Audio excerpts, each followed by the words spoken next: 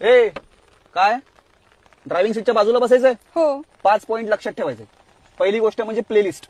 इथे बसायचंय तर तुमची प्लेलिस्ट चांगली पाहिजे. तुम्ही डिप्रेशनवाली गाणी लावाल, मग मला डिप्रेशनमध्ये घालवाल, मग मी खड्ड्यात गाडी घालवीन. दुसरा पॉईंट, मला लेफ्ट राईट कळतं. हे सारखं सारखं तुम्ही पण सोबत माझ्या असं असं करायची गरज नाहीये. तिसरं म्हणजे जेव्हा मी असं असं करेन तेव्हा मी मागची गाडी बघत असतो.